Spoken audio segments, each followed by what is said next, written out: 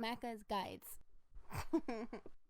Hey guys, Macca here, and I've been playing a lot of Fortnite lately, and although I think it's a lot of fun, it's incredibly confusing, and I think some of the most important game mechanics are severely underexplained. And I'm going to be showing you how they work and why they are incredibly important to your success. For the most part in this video, we will be focusing on survivor squads, but there's a couple things I want to talk about before we get there. I should also mention that there is a ton of help out there for you on the Fortnite subreddit as well as the Fortnite Discord. So if you're looking for a little bit of help, those might help you and I will link them below. What we're going to start off with is the Heroes tab. In your Heroes tab, you have your primary hero, and on the left hand of the screen, you can find their health and their shield, as well as the stats for Fortitude, offense, resistance, and tech. For each point you have in a stat, it will increase that stat by 1%. Now, Fortitude is responsible for increasing your health and health regen. Offense is responsible for increasing your ranged and melee weapon damage. Resistance increases your shield and shield regen rate.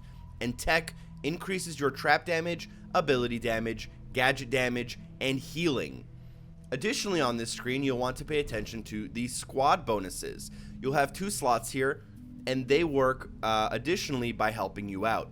The first thing you'll want to see is that the health and the shield of a squad member will directly help your primary hero's health and shield. So the better someone is in this slot, the more they will help you. But additionally, they also contribute to the bonuses. There's a support bonus and a tactical bonus. Now, when you open up this screen right here, you'll notice that cards have icons on the bottom. The left hand side icons are for support bonuses, and the right hand side icons are for tactical bonuses. In the first slot, you'll want to place someone that has a support bonus that you like. For me, it's this person right here, which gives me the squad bonus or the support bonus of caffeine high, regenerating my energy more quickly. In the second slot, I'd want to pick a character with a icon on the right hand side of their card. However, the tactical bonuses are usually very specific, and at the moment I don't have a hero that will benefit me because none of the tactical bonuses apply to my primary hero directly. So what I mean by that is, for example, this ninja requires you to use an Outlander primary hero while I'm using a soldier primary hero. But you want to match these icons. They are very important to the success and stats of your primary hero. Now, moving on from here, though, we have the survivor squads.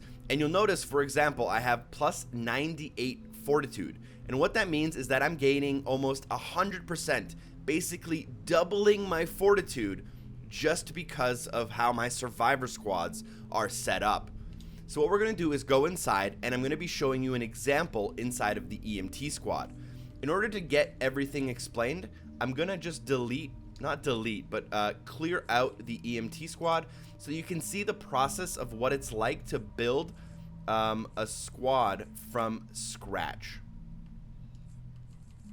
Once it's cleared here, you can also back up, and another thing you'll want to know is that you can always go to your armory, all survivors, and get a full list of all the survivors you have.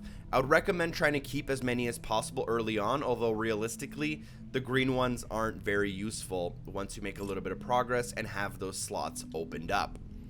Alright, so the first thing you want to do is find a leader.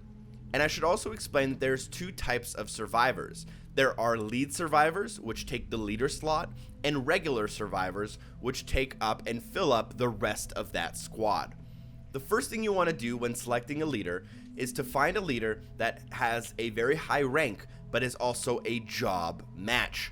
Out of the two icons at the bottom of their card, the job match would be the card on the right hand side. So in this case, we notice that there is a medic symbol under this leader that matches the medic symbol that says EMT squad, and it also fills out the job match on the left hand side of the screen. Now you get a big bonus for having a job match, and by default, for example, a purple card will have a 12. And if you have a job match, it will double to 24. Additionally, I have some bonuses on this character, so I've leveled them up by buying upgrades, which is why they're all the way up to 32. But by default, this person is only level 20. I get an extra 12 points because it's a purple card and it's a job match. You can notice how that's very important. Early on, you might not have the cards to get the perfect job matches, but further down the line, you definitely want to try to get a job match if possible. Now, you might have noticed that they also have a different type of icon underneath their card on the left-hand side, and this is their personality. And you want to match the personality of your leader to the personality of the people in the squad. Now, my screen just froze a little bit here, but here we go. So, when filling up our squad, we want to have someone who has the same personality. Now, as I said, there's also a bonus attributed to this. And in this case, the personality bonus is 25%. Your card gets an increase of 25% just based on the fact that the personality matches the leader's personality. Now, obviously, if you have some really good cards that don't match personality-wise early on in the game, it's probably worth using them instead of trying to get that small bonus. In my case, though, I do have a legendary card that has the right personality, so I'm going to slot them in. Now, you might notice that they have the personality match has now lit up on the left-hand side, but they've also added a line on the left-hand side called trap damage. You'll notice that there is 1 out of 3 there, and that is directly related to the right-hand side icon of the squad members. You'll notice this person has a trap damage bonus at the bottom of their card when opening up their screen. And that's what I'm going to try to match the rest of my squad to. In an ideal situation, the rest of my squad will be a personality match to everyone else, as well as a bonus match to the other people inside of the squad.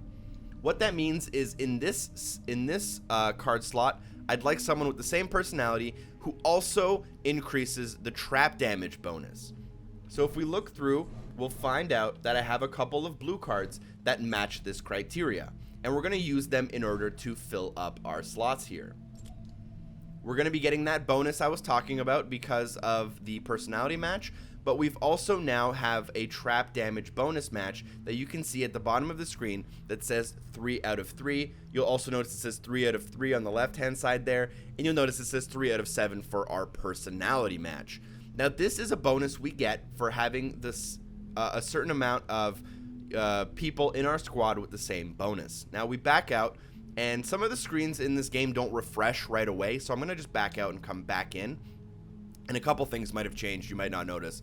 But on the left-hand side now, under EMT Squad, you'll notice that there's a job match, you'll notice there's the personality match, and you'll also notice that I have 3 out of 3 for trap damage. And that's going to give me a bonus of 5% for all of the trap damage I do from here on out because of how this squad is built. And you'll notice that I did that for all of the other ones too. On the second team here, I have a shield bonus of 5%. On the last one, I have a health bonus of 5%. Unfortunately, for engineering, I didn't have the right cards to make any bonuses or have the right personalities matching, so I just kind of took the best cards that I have left over and just shoved them into engineering to get the most out of my best cards. So there is a little bit of mixing and matching and trying to figure out exactly what will yield the best results for you. Obviously, in an ideal world, you'll have the job match, the personality match, and the bonus match for every card in every squad. But unfortunately, we don't live in an ideal world, and you'll need to just try to make the best out of every situation and every card match. Now, at the top of a team, you'll notice it says Fortitude and Team Fortitude, or whatever that stat is. So in the EMT squad's case, I have plus 80 or plus 80% Fortitude on my own hero. But there's also a stat called Team Fortitude, plus 18%. And what that does is it gives a bonus of 18% Fortitude to all of the co-op partners that I'm playing with.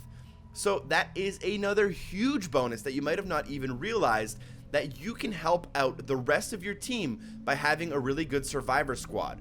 And if you have a team of 4 people who all have their squads built out as best as possible, they're all helping out each other, and you will easily beat whatever missions you're looking for if you invest a little bit of time and effort into this screen.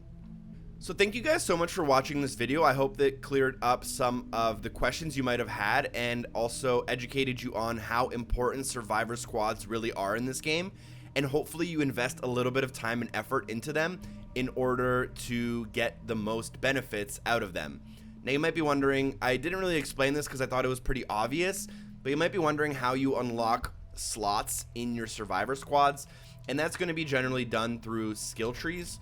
So if you go through skill trees, some of them are only available in the research tier. So for example, here I unlocked an engineering core squad slot, and then some of them are only available through the actual skill trees, and you'll just have to look through the skill tree to find something that says, you know, core of engineering slot, and that'll open up an extra card slot for you that you might not already have. And you'll also be unlocking these survivors by opening up loot. Obviously, the better the llama or the better the loot, the better the survivors you'll get out of it.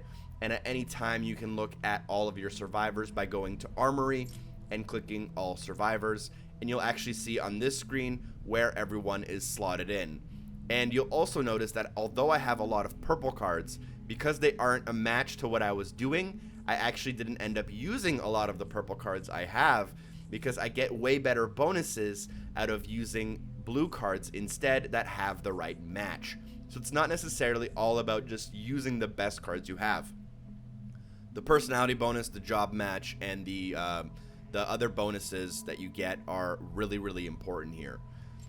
You can also look through their stats and try to figure it out on a pen and paper if that's easier for you by having all of them open at once. It does get a little bit confusing because this screen shows lead survivors and regular survivors all at the same time. So yeah, you can actually sort them out as well. But I hope this video helped you guys out. Thank you so much for watching again. And make sure you share with a friend. I think a lot of people don't know about this stuff. And I think your friends who you play with in co-op will get a big benefit out of this.